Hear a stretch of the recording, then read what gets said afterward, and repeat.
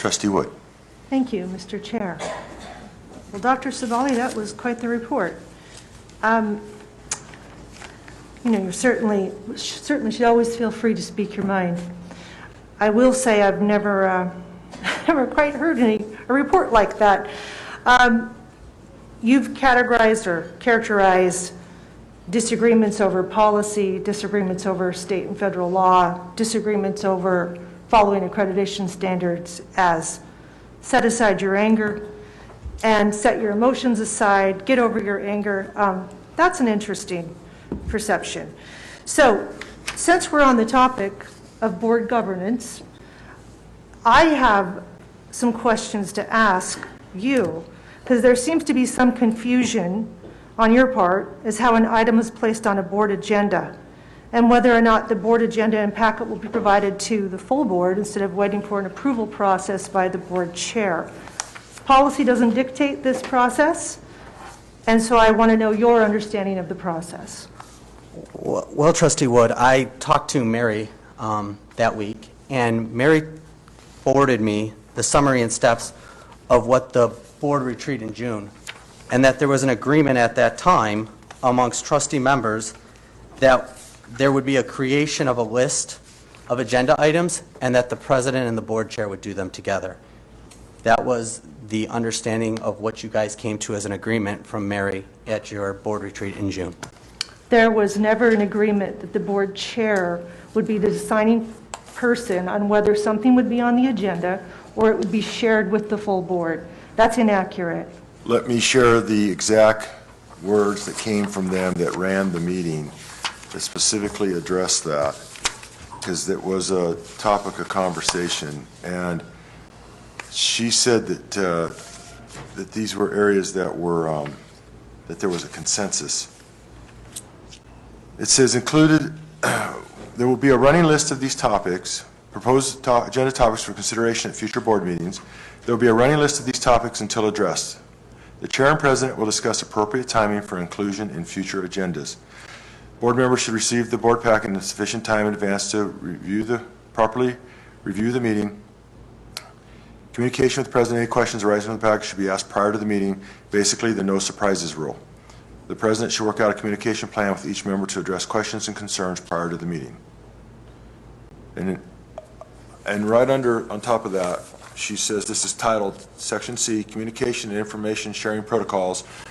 And she said the following items seem to have consensus. And this is from the trainers of ACCT who conducted our full Saturday board training that day and memorialized the things that were agreed to and that we came to as part of that meeting. And it's right here in the notes as provided by Mary and Ken. Mr. Chair. And I will remind you one last thing.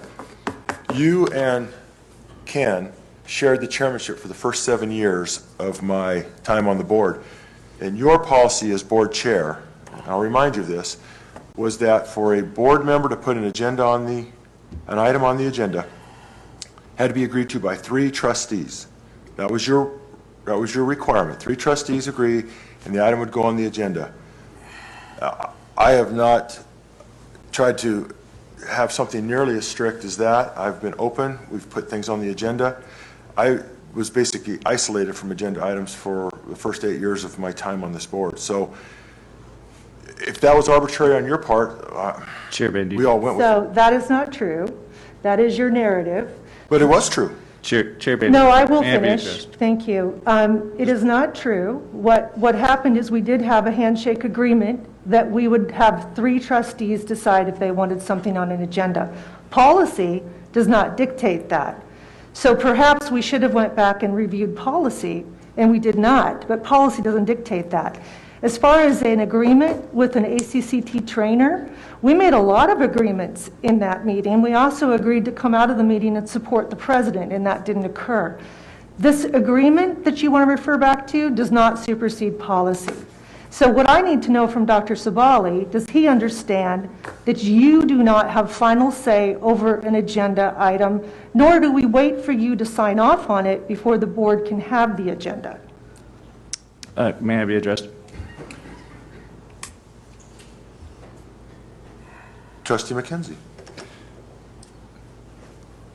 Trustee Wood, if you would like to collaborate on a policy that explicitly details how board agenda items are generated, that to me would be showing good improvement on board governance, which is directly related to our accreditation.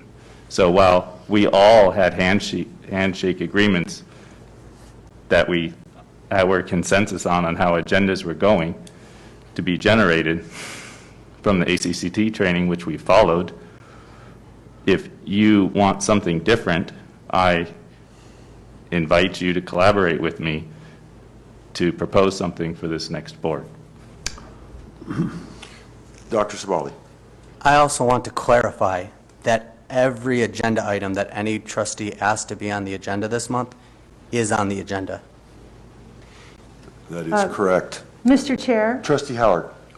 Yeah.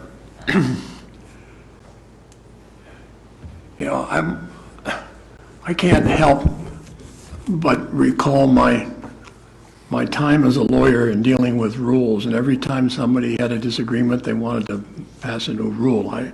In all due respect, I don't think we need any new rules.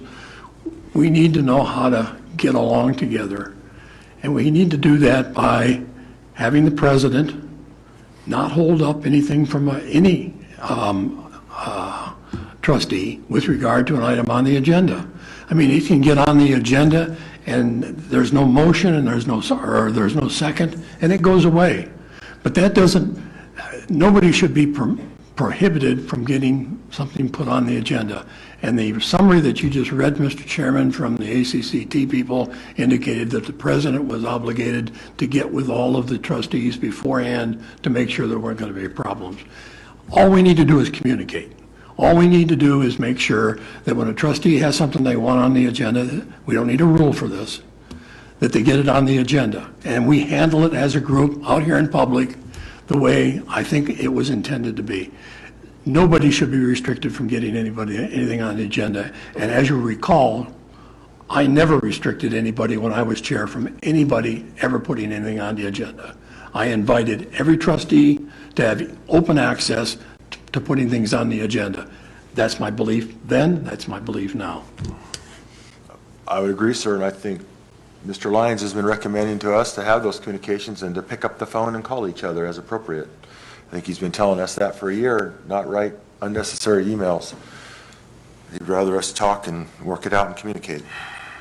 Mr. Chair, further discussion? Trustee Wood. I think the issue is that talking to Dr. Sebaaly, I would ask for the agenda, and he would respond about what was on the agenda, and it's there for now. Does not know, he did not know if you would individually choose to remove it. That's my objection. I think he was trying to do his best. I firmly believe that. But he's under the impression, I think, that he works directly for you, when in fact we're a 5-member board of trustees. So I just want to clarify that tonight, that this is not your role as chair, it's a board agenda. I'm going to say one thing that Dr. Sebaaly, I think, has a comment. There was a particular challenge in this last cycle to try to get this agenda put together. It was a very dynamic and fluid time, and we weren't sure what was going to be on the agenda. We were sifting through just the Head Start issue, which, again, some of the folks that spoke would understand that better after we actually get to talk to it, because they'd have more information to understand the situation. There was a lot that we weren't sure what was going to be on the agenda or what we were going to need to deal with. So there was some challenges to the assembly of the agenda. Dr. Sebaaly. I will honor policy. We will continue to honor policy here at NIC. And if there's some confusion on what was agreed on in June, I will move forward with that understanding. Thank you.